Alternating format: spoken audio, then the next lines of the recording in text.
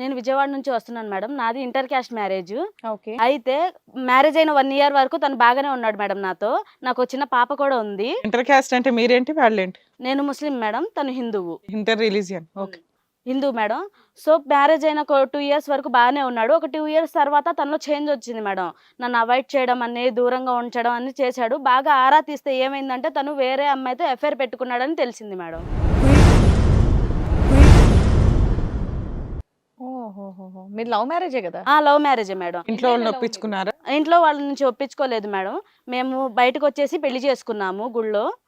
So దానివల్ల ఏంటంటే మేము చాలా దూరంగా ఉన్నాం ఫ్యామిలీస్కి ఇద్దరికి. తర్వాత పాప పుట్టిన తర్వాత ఇంట్లో వాళ్ళు యాక్సెప్ట్ చేశారు. ఎన్ని ఇయర్స్ అయింది మీ మ్యారేజ్? 3 ఇయర్స్ అయింది మేడం.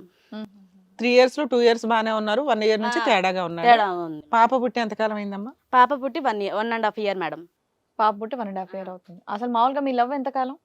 3 ఇయర్స్ నుంచి మేడం. 3 ఇయర్స్. 3 ఇయర్స్ లో 3 ఇయర్స్ లవ్, దాని తర్వాత ఇంకా ఓకే 3 ఇయర్స్ మ్యారేజ్ రిలేషన్ కూడా 3 ఇయర్స్ అవుతుంది. ఇప్పటికైనా మీ పేరెంట్స్ అటు ఇటు ఒప్పుకున్నారమ్మా? పాప తెలిసిందా? పుట్టాక పాప ఒప్పుకున్నారంట. పుట్టిగాక ఒప్పుకున్నారు సార్. సరే ఇప్పుడు ఏమైంది? ఇప్పుడు ఏమైందంటే సార్, ఇప్పుడు 2 ఇయర్స్ వరకు బాగానే ఉన్నాడు సార్. ఉన్న తర్వాత 1 ఇయర్ నుంచి నన్ను అవాయిడ్ చేయడం, నా నుంచి దూరంకి వెళ్ళడం, ఫోన్ కాల్స్ చాలా ఎక్కువ వస్తున్నాయి. ఒక రోజు బాగా ఆరా తీయగా ఏంటంటే వేరే అమ్మాయితో ఎఫ్ఐఆర్ పెట్టుకున్నాడు.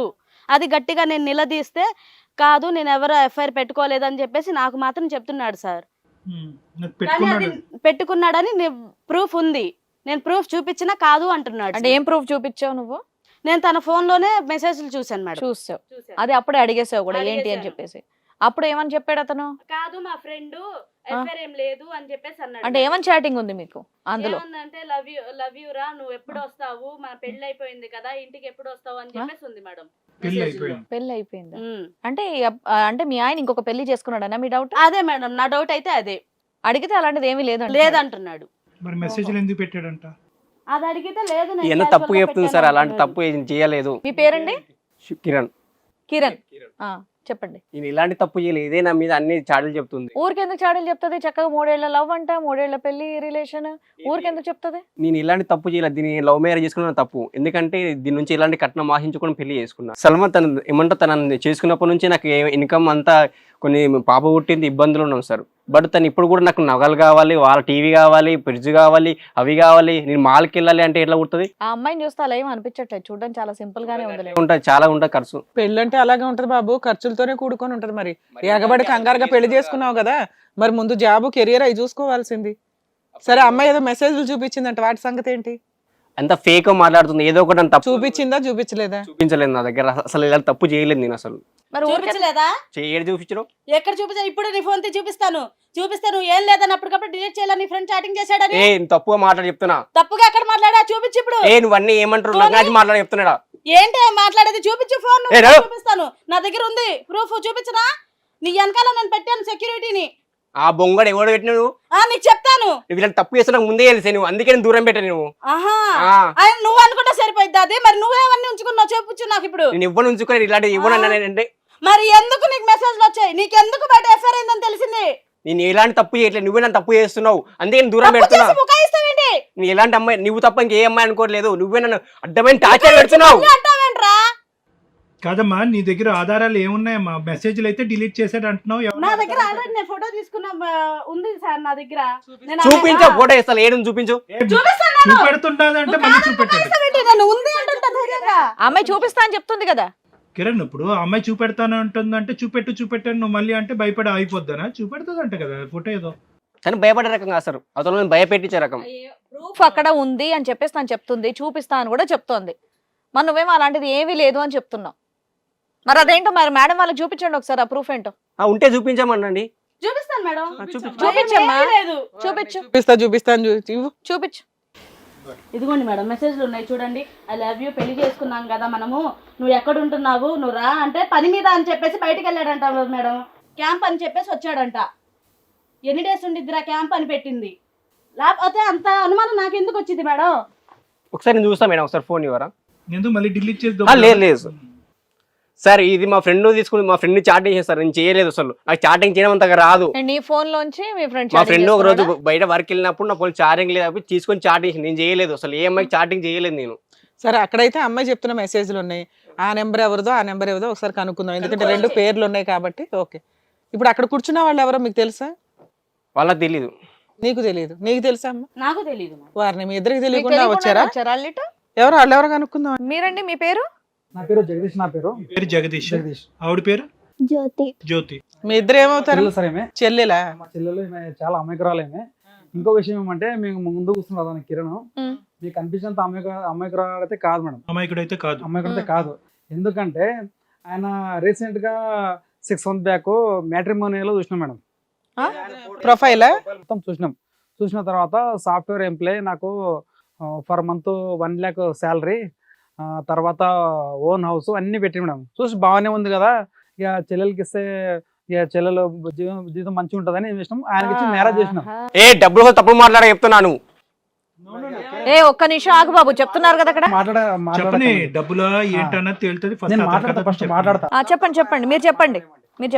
పెళ్లి కూడా జరిగింది. పెళ్లి కూడా జరిగింది. పెద్దలు ఎవరు వచ్చారు? పెద్దలు ఎవరు రాలేదు. ఎందుకంటే అతను ఏమన్నానంటే, లేదు నాకు ఎవరు లేరు, ఓన్లీ నా ఆస్తి ఉంది, మా తాత వాళ్ళు సంపాదించిన ఆస్తి ఉన్నది, అదే ఆస్తి నేను అది దానికి వారసుడు నేనే, మీరేం ఎంక్వైరీ చేసుకోలేదా మీరు ఇంటికి వెళ్ళి? లేదు, నేను ఓన్లీ మ్యాట్రిమోనియల్ చూసి దాని ప్రకారం.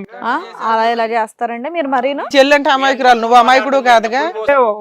ఒకసారి ఊకే మామూలుగా ఇంటికి పోయినాము. ఇంటికి పోతే అదే ఏమైంది ఎవరు లేరు ఇట్లా అంటే, లేదు ఇట్లా ఎవరు లేరు నాకు, ఇట్లా ఫొటోస్ అయితే ఉన్నాయి, వాళ్ళ ఇంట్లో ఫొటోస్ ఉన్నాయి, పోయి చూసినాం ఫొటోస్ అయితే ఉన్నాయి, అందరూ చచ్చిపోయారు అన్నాడు. ఎవరు లేరు ఒక్కనే ఉన్నా, ఇది మొత్తం ఆస్తి నాదే ఇట్లా అన్నాడు. దాని తర్వాత సరే ఇరుగు పొరుగు నన్ను అడగాలి కదా, ఆయన తరపున పెళ్లికి ఎవరు వచ్చారు? ఒక్కడనే చూసి ఎలా పెళ్లి చేసేస్తారండి? సాఫ్ట్వేర్ ఉద్యోగం అన్నాడు. అవును, ఫ్రెండ్స్ వచ్చారా? ఆఫీస్ ఫ్రెండ్స్ వచ్చారా? ఫ్రెండ్స్ రాలేదు మేడం, ఫ్రెండ్స్ ఎవరు రాలేదు, ఒక్కతను వచ్చిండు. ఎంత అనాథ కన్నా ఓ ఫ్రెండ్ అయితే ఉంటారు కదా అయ్యా. మేము అనుకున్నది ఏమంటే, అతనికంటే మీరు ఎక్కువ తొందరపడినట్టున్నారు మీ చెల్లికి పెళ్లి చేయడానికి. అంటే ఇప్పుడు 1 lakh శాలరీ, సాఫ్ట్వేర్, బకరా. ఇప్పుడు నా మైండ్ లో ఏముంటది, మా చెల్లెలు హ్యాపీగా బతకాలి, ఆమె బాగుండాలని డబ్బుంటే హ్యాపీగా ఉంటారండి. ఒక పేజ్ ఆ, మీద ఒక కాదయ్యా. computer- ఒక పేపర్ మీద కనిపిస్తే సరిపోద్దా? ఆ పేపర్ వెనకాతలు నిజం ఉందో లేదో మనకు తెలియదా?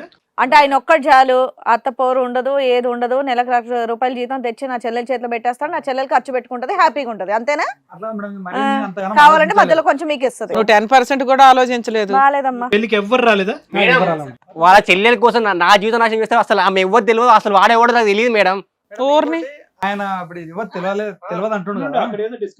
అసలు వాడెవడో నాకు తెలియదు, అసలు ఆమె ఎవరితో తెలియదు నాకు. ఆమె నా పిల్లమంటారు ఏంది? ఏమయ్యా, ఆయనకే ఇచ్చి పెళ్లి చేసావా, లేకపోతే ఫోటోలో ఆధార్ కార్డు మొహాలు వేరుగా ఉన్నాయని అనుకుంటున్నావా? మరి పెళ్లి ఫోటోలు ఉన్నాయా లేదా? పెళ్లి ఫోటో నా దగ్గర ఉన్నాయి మేడం. ఆ? ఎందుకంటే అరే ₹100 ఇస్తే ఇవ్వడని ఫోటో షాప్ ఇవ్వడని ఇస్తారు రాబాయ్. ఊర్ని నీ ఎంత ఇంటర్నేషనల్ హీరోవి, నిన్ను మార్పింగ్లు చేయాలా? మా ఫ్రెండ్స్ అందరూ వచ్చిన ఉన్నాం మేడం, కావాలంటే వాళ్ళ కాల్ చేసి అది ఎందుకు అంటే వీళ్ళు ఎవరో తెలియదు అని అంటున్నా, మరి వీళ్ళ ఉద్దేశం ఏంటి? అదే అర్థం కాలేదు సార్. ఇప్పుడు ఈమె ఇట్లా ఈలే ఎందుకు బిహేవ్ చేస్తుంది, వాళ్ళు అట్లా ఎందుకు మాట్లాడారు అసలు అర్థం కావట్లేదు అసలు నాకు. కానీ మరి ఇందులో ఇంకెవరు లేరేంటి? మీ ఇద్దరు ఫ్రెండ్స్ అంటే- అబ్బాయి తరపున ఎవరు లేరేంటి? అబ్బాయి తరపున అంటే మార్కెటింగ్ ఎవరు లేరు. ఇప్పుడు తల్లిదండ్రులు లేకుంటే వాళ్ళ ఎట్లుంటుందో బాధ మార్కెట్ తెలుసు. మీకు కూడా తెలుసు కాబట్టి ఓకే, వెనకాల ఎవరు లేకపోయినా పర్లేదులే అనుకున్నారు. వచ్చిందా మేడం? ఏదైనా ఫోన్ మై హబ్బీ అని ఉంటుంది చూడండి మేడం. మై హబ్బీ అని కూడా ఉంది. మేడం ఇప్పుడు చెప్పండి మేడం. చెప్పమ్మా. కిరణ్ చెప్పాలి. అమ్మో ఏం ఎగబడ్డావయ్యా, వీళ్ళు ఎవరో నాకు తెలీదు. అబ్బా ఎంత డేంజర్ గా ఉన్నాడు పిల్లాడు. చెప్పు. అంటే ఎవిడెన్స్లు దొరకకపోతే ఇక నువ్వేం చెప్తే అదే రాజ్యమా? గట్టిగా గొంతులేపి మాట్లాడేస్తే అయిపోద్దా? నీళ్ళు నవ్వులుతున్నావు ఏంటి? ఏం చేసినా తిన కోసం చేసిన సార్. అయ్యో, ఏదో ఆ అమ్మాయిని ప్రెగ్నెంట్ చేయటం. ఎవరయ్యా నువ్వు, ఏం మాడుతున్నావు? అంటే తిని బాగుండాలని ఏం చేసిన వాళ్ళు ఏమైనా కట్నం ఇచ్చారా బాగుందనిగా నీకు? చేసుకున్నావు, చెప్పు.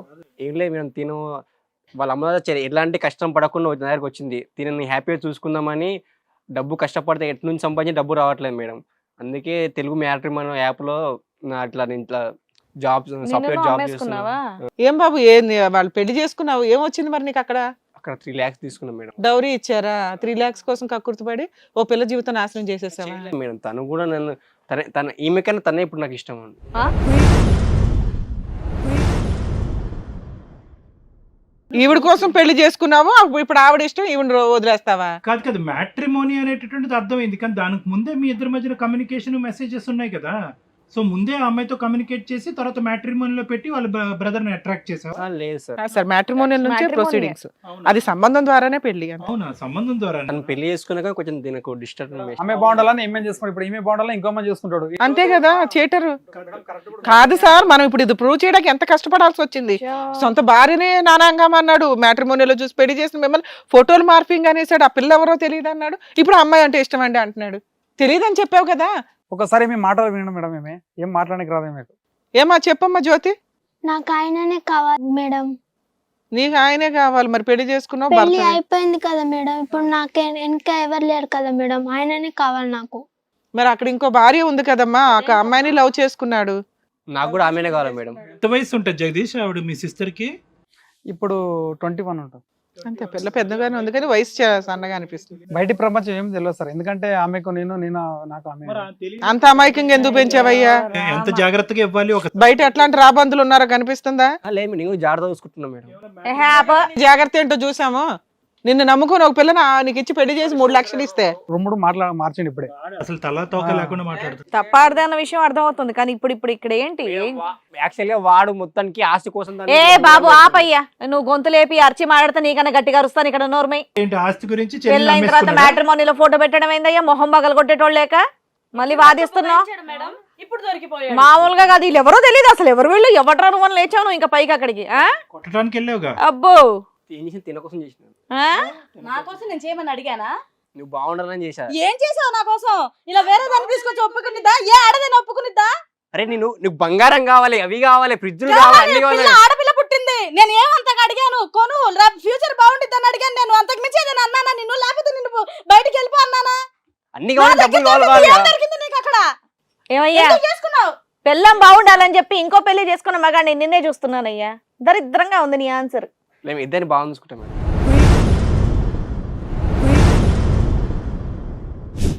మేడం చూసుకోండి మేడం, హే, చూసుకోండి మేడం. ఎందుకంటే మీకేం కావాలి?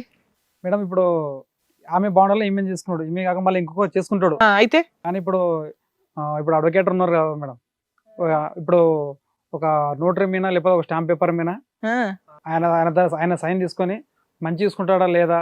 ఏ ఆల్రెడీ అక్కడ పెళ్ళం ఉంది. ఏదో చెప్పనివ్వండి. వాళ్ళని ఇప్పుడు ఆమె చేసుకుంటారు. ఇప్పుడు మా చెల్లెలు మాత్రం ఇప్పుడు ఏం చేయలేము మేడం. ఇప్పుడు అట్లా మోసం చేసిండని ఇప్పుడు ఏం చేస్తాం మేడం? ఇప్పుడు మా తెచ్చుకొని ఓకే, మీరు అడ్జస్ట్ చేసి ఆయనతో కలిసి ఉంచండి అని అంటున్నారు మీ వర్షన్. ఏమ్మా, నీకు కూడా భర్తే కావాలా? అవును మేడం. కిరణ్ నువ్వేమంటావు? నాకు ఇద్దరు కావాలి. ఇద్దరు కావాలి. ఇప్పుడు ఈ పంచాయతీ అంతా తేల్చాల్సింది మీ ఆవిడ. అమ్మ సల్మా, వాళ్ళు ఆల్రెడీ వెనకాల ఎవరో బ్యాక్గ్రౌండ్ లేని వ్యక్తులు.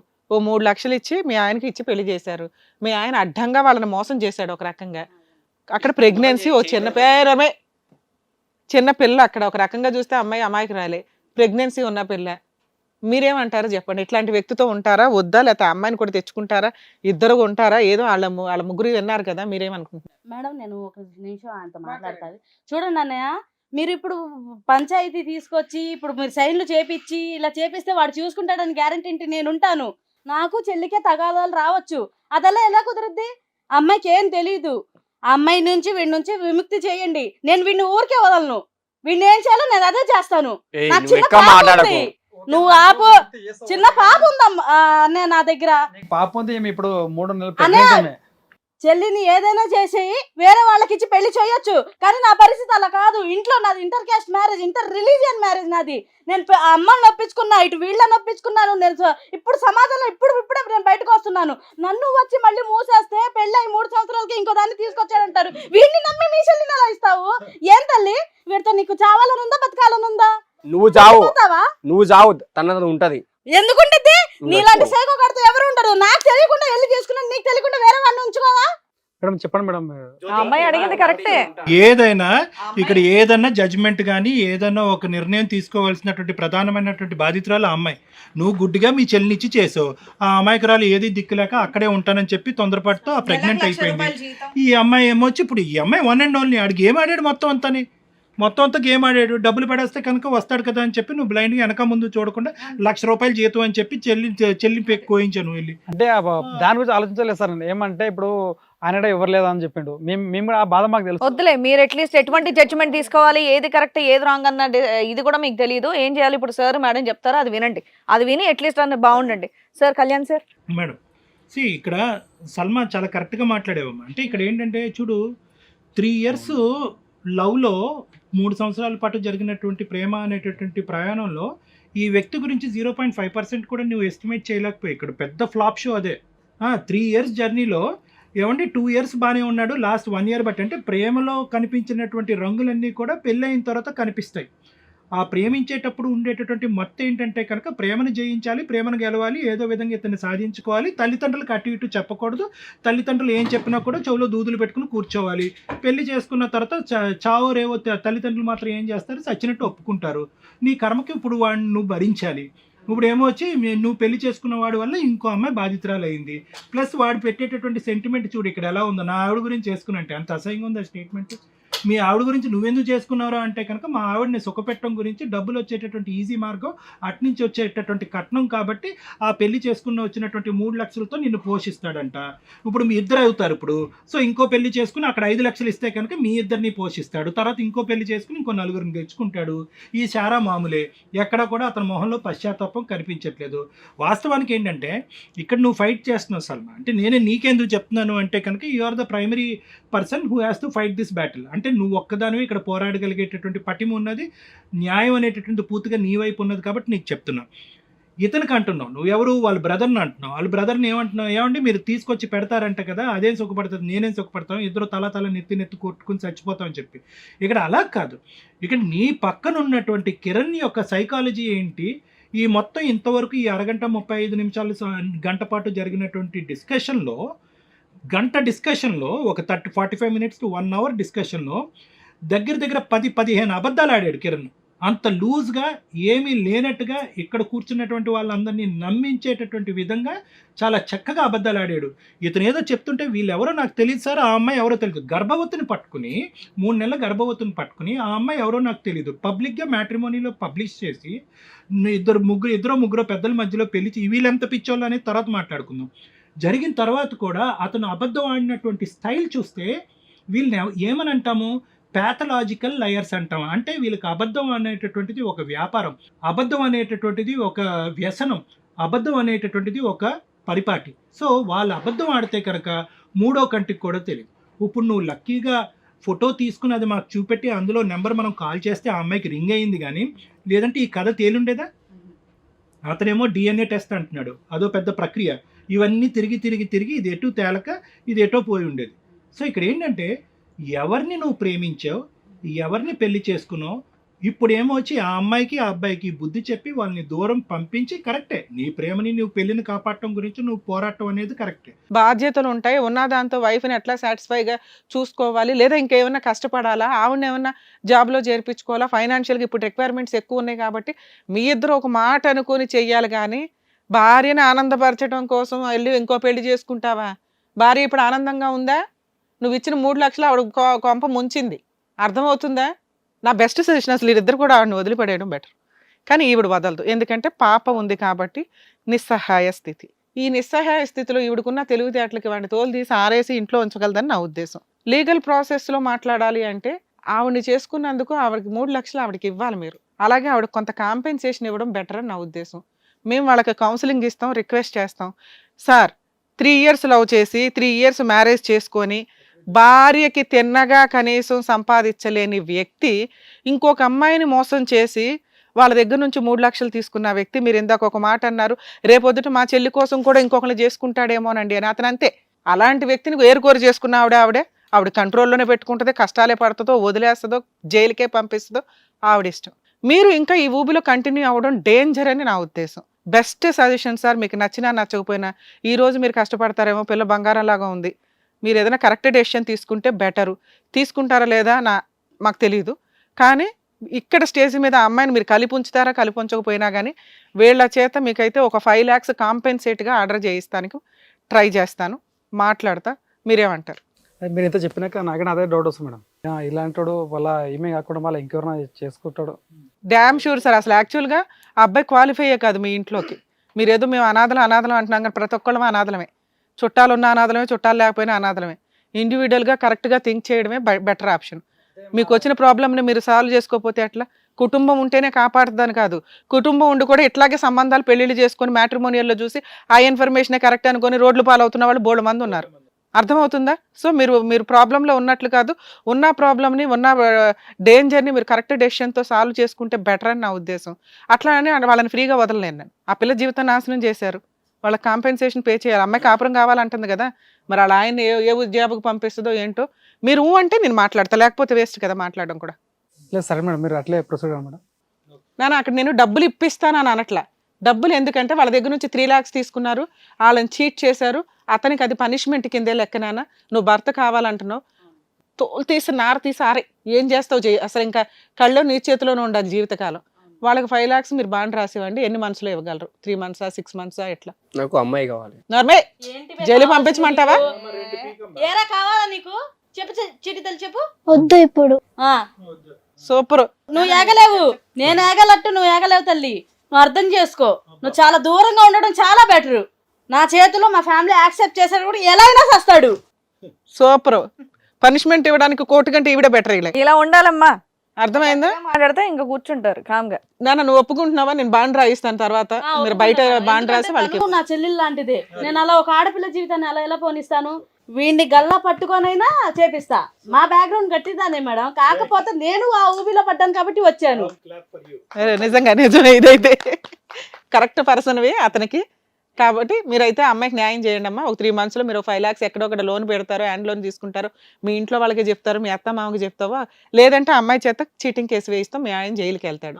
మీరు ఆల్రెడీ ఇద్దరు యాక్సెప్ట్ చేశారు కాబట్టి మీరు 5 lakhs ఇవ్వడానికి చూడండి సార్. బయట మేము బాండ్ పేపర్ రాసిస్తాం. చిన్న మాట మేడం, 5 lakhs కాదు, వాళ్ళు ఇచ్చిన ఒక 3 lakhs దాని 50,000 వేసి ఇచ్చేస్తాం మేడం. వాళ్ళని అడుగుతాం ఇప్పుడు ఉన్న సిచ్యువేషన్ సార్, వాళ్ళకి కష్టంగా ఉందంట. 3.5 వరకు.